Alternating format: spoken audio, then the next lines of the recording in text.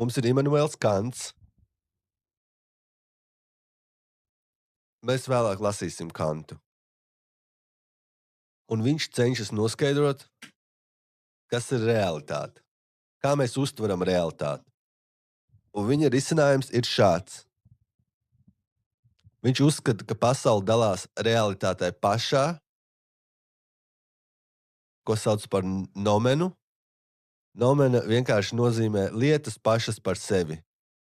Objektīvā realitāte. Un tad ir fenomenā. Un tas, ko mēs darām, ir, mēs uztveram vai iesaistāmies ar nomenu un pārvēršam to par fenomenu. Lietas pašas par sevi kļūst par lietām mums, lietām, kas mums parādās. Mēs to darām filtrējot nomenu caur laiku un telpu.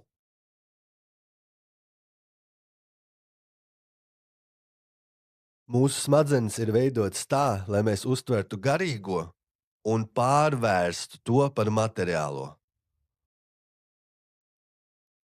Tātad vēl viens cilvēks, Julians Džeims, amerikāņu psihologs, paņem šo ideju un dod tai fizisku pamatu. Viņš saka, ka mūsu smadzenēs ir labā puslode un kreisā puslode. Ko labā puslode dara, viņa savienojas ar nomenā, lietām pašām par sevi, ko mēs nekad nevaram zināt. Un kreisā puslode to pārtulko par fenomenā. Tas ir mehānisms smadzenēs, kas to dara. Labā puslode saņem visu informāciju no nomenā, no garīgā, un kreisā puslode to mūsu acīm, mūsu maņām pārtulko par fenomenā. Vai skaidrs? Ok.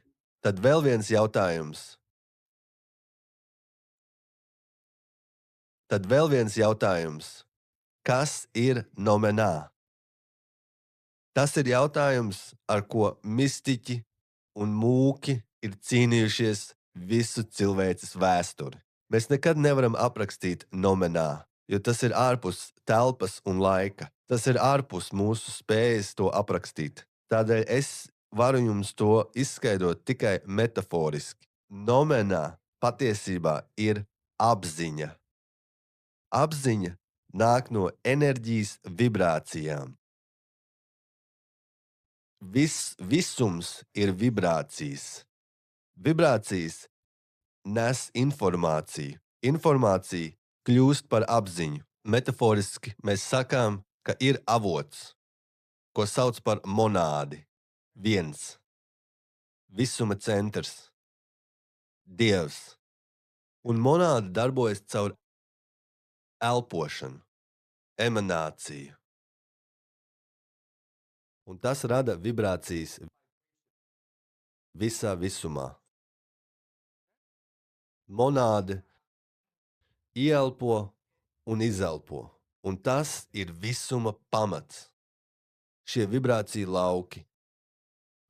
Bet caur šo procesu rodas arī citas būtnes.